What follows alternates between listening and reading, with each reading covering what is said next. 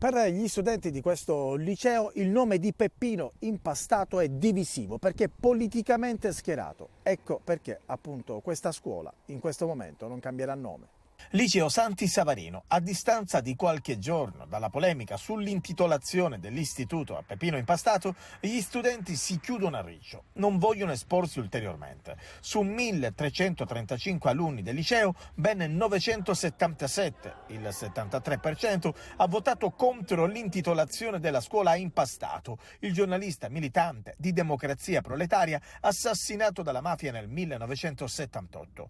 Alunni finiti nel ciclone mediatico e dei social. C'è anche chi ha scritto: siete un liceo mafioso. Questa scuola da decenni, nella sua offerta formativa in maniera strutturata e non sporadica, porta avanti un'educazione, una formazione dei nostri ragazzi alla legalità, alla giustizia, alla lotta contro tutte le mafie. E in effetti, entrando all'interno del liceo, le bandiere antimafia sono diverse. Per gli studenti l'intitolazione della scuola a Peppino Impastato ha una radice politica, ecco perché hanno votato contro, come spiega la preside. L'iter ha seguito quella che è stato un iter democratico e gli organi collegiali, l'organo preposto, cioè Consiglio Istituto, nonostante quello che abbiano detto alcune testate giornalistiche anche a livello nazionale, ha assolutamente confermato la volontà di intitolare questa nuova scuola a Felicia e Peppino Impastato. È stato travisato un poco quello che è stato il voto dei nostri alunni, i quali hanno chiarito la loro posizione attraverso un documento scritto dove loro stessi hanno spiegato le motivazioni che hanno portato a votare no, non a Peppino Impastato, ma all'intitolazione. Una diatriba che sicuramente proseguirà, non siamo certo ai titoli di coda.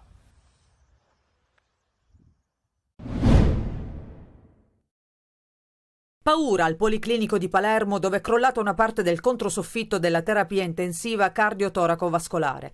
Assieme alla porzione del controsoffitto sono caduti pezzi di calcinacci che fortunatamente non hanno provocato feriti.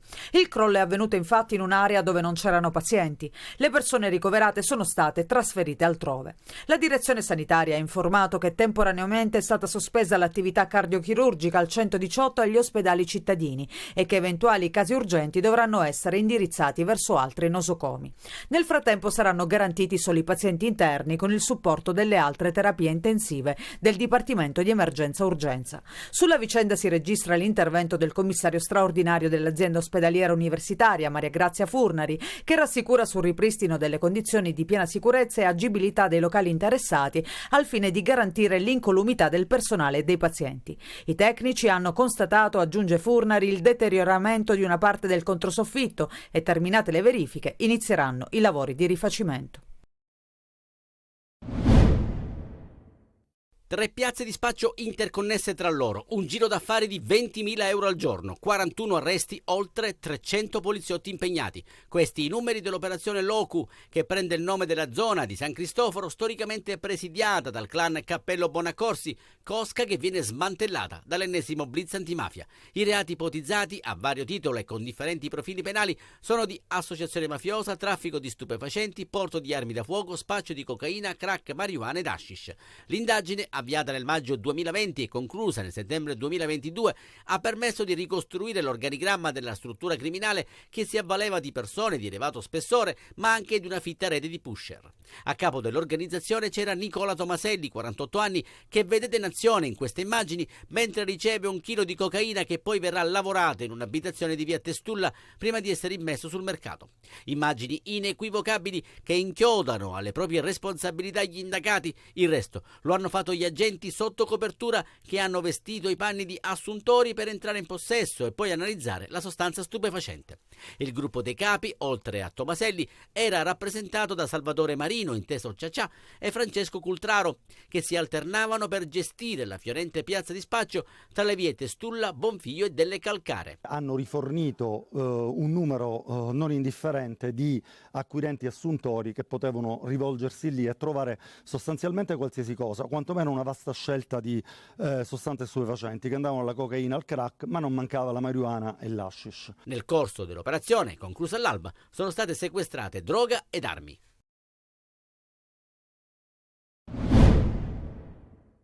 8 anni in carcere per la mafia fanno curriculum. Così, uscito di galera, l'antico amico dello storico boss Nicchi sarebbe diventato il nuovo reggente della famiglia mafiosa di Corso Calatafimi. È quanto ipotizza l'inchiesta della Direzione Distrettuale Antimafia di Palermo, che ha portato al blitz dei carabinieri, che all'alba hanno smantellato di nuovo la cosca inserita nel mandamento di Pagliarelli.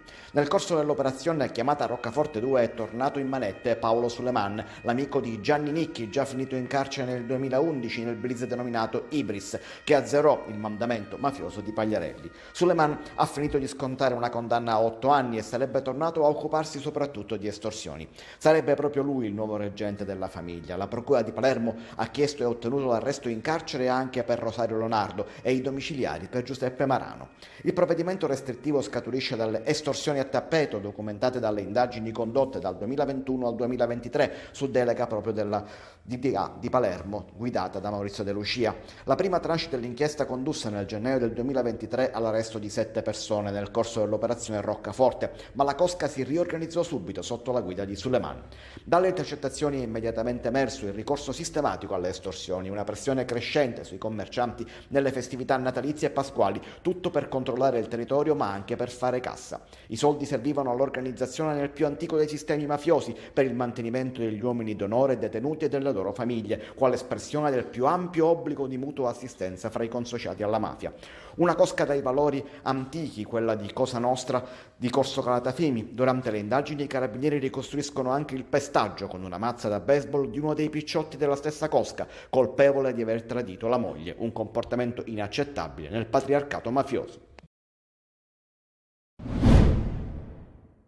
Ci sono la soluzione di un terreno, c'è anche la soluzione di trovare degli alloggi, perché è in base alla quantità, perché lì il punto interrogativo è cosa andremo a trovare nel momento in cui parte questa attività di sgombero di contrada Ceppe Bianche. Un po' per lo sgombero imminente, un po' perché la raccolta delle arance e gli sgoccioli, la tendopoli della vergogna si svuota lentamente. Per i braccianti rimasti si stanno mobilitando le istituzioni.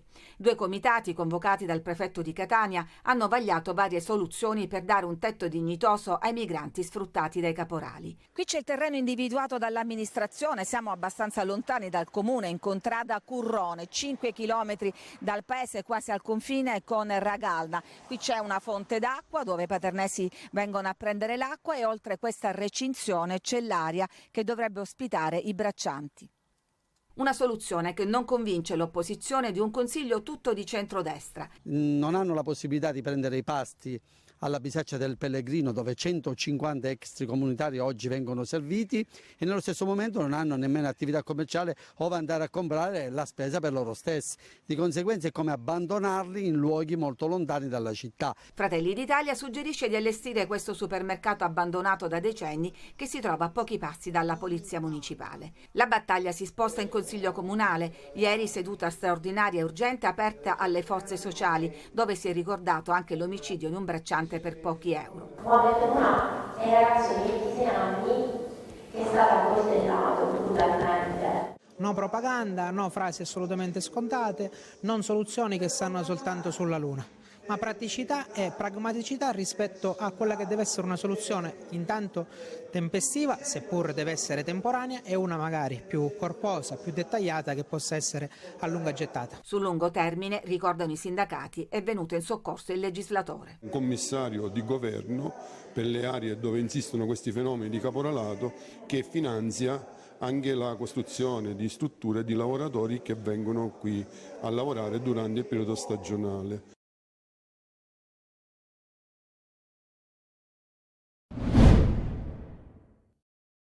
La storia di un giovane 37enne che oltre a scriverci ha detto che l'abuso che ha subito quando era bambino è stato un inferno, che lo ha condotto anche a situazioni gravissime della sua esistenza. Le storie di minori vittime di abusi, ma anche le istruzioni per contrastare il fenomeno. Possiamo sintetizzare così il report sulla pedofilia di Meter. Anche quest'anno arriva la conferma. Questi reati sono sempre più diffusi. La pedopornografia manifesta sempre di più l'abuso e la produzione del materiale video e foto in tutto il mondo. Mettere a un osservatorio mondiale contro la pedofilia. Quasi 6.000 link denunciati, materiale che viaggia nella parte oscura della rete, il deep o dark web. Tra le vittime ci sono anche giovani con disabilità. O mandano immagini hot, le minacce si trasformano in fatti. Noi abbiamo fatto delle segnalazioni, sono state anche oscurate particolari produzioni con l'intelligenza artificiale perché stimolano sempre di più il mercato della pedopornografia. Ma non vengono risparmiati nemmeno neonati e animali, soprattutto cani. E quindi li addestrano a fare anche questi atti così aberranti nei confronti dei neonati. Migliaia e migliaia di foto, video, cartelle compresse. I server a cui sono agganciati i siti pedopornografici si trovano soprattutto in America ed Europa. Sconfiggere quest'ondata di violenza anche incontrando i ragazzi è quello che fa Meter. Terribile ripercorrere le ore di orrore vissute dalla tredicenne stuprata dal gruppo dentro il bagno del Giardino Bellini di Catania mentre era col fidanzato 17enne. Oggi, durante l'udienza protetta, i due giovani dovevano essere sentiti dai giudici per evitare di testimoniare durante il dibattimento pubblico.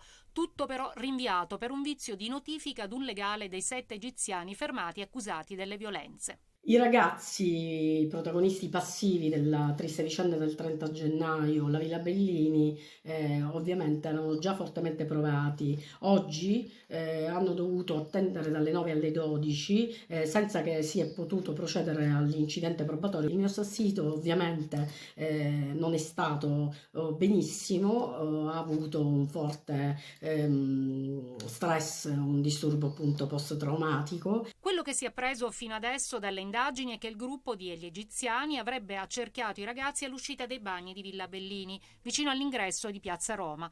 Avevo sentito rumori provenire dall'altro bagno, aveva detto il 17enne agli inquirenti, ammettendo di non essersi reso conto che qualcuno stava filmando lui e la fidanzata. Poi uno degli egiziani, rivolto alla ragazza, «Dai, dammi un bacio, non avere paura», iniziando a palpeggiarla, una sequenza da brivido. Dietro la porta del bagno, chiusa la violenza, che a turno aveva inchiodato alla parete la tredicenne. Diceva basta, ma niente li ha fermati. Fino al momento in cui è riuscita a scappare, assieme al fidanzato sono arrivati sulle scale dell'entrata principale del giardino. Qui la tredicenne è caduta, stremata dalla violenza subita e soccorsa dai passanti. Il ragazzo, invece, ha chiamato i carabinieri e denunciato tutto.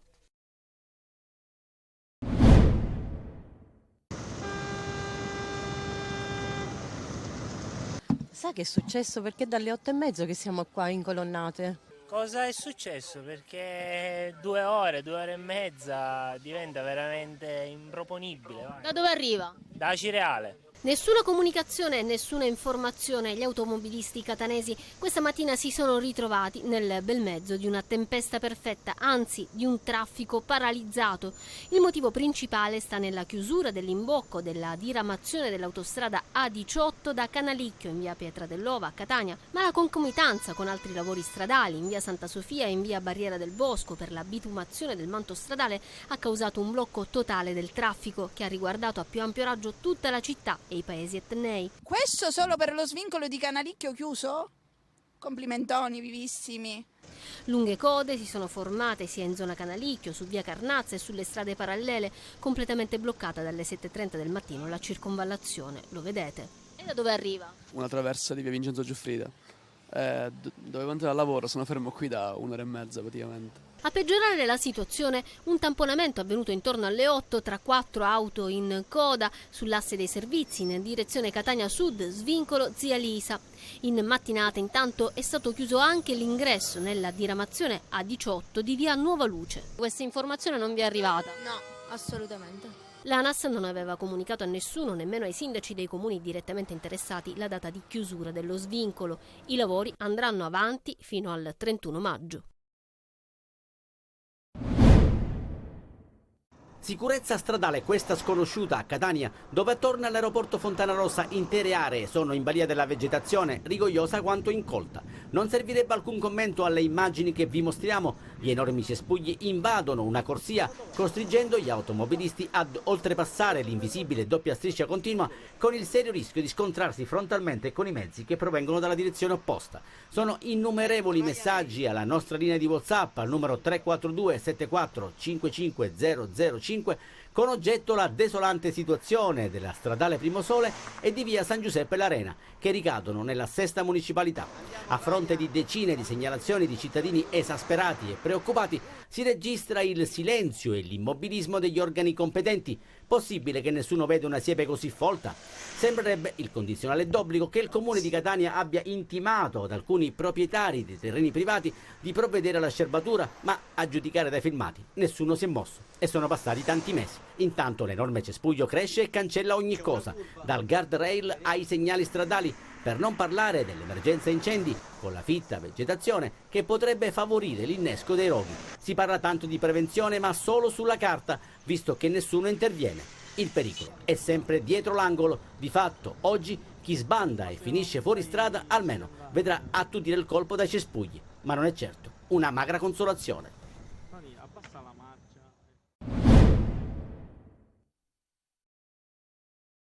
Punto di riferimento e modello di vita. Il papà è una delle figure fondamentali nella vita di ognuno di noi, al pari delle mamme. Una figura che è cambiata nel tempo e che si è trasformata seguendo l'evolversi della società e delle famiglie stesse. Nata un secolo fa, la festa del papà, che in Italia si festeggia nel giorno di San Giuseppe, è l'occasione per dire ai nostri padri quanto siano importanti per noi. Intanto auguri a mio papà e a tutti i papà del mondo.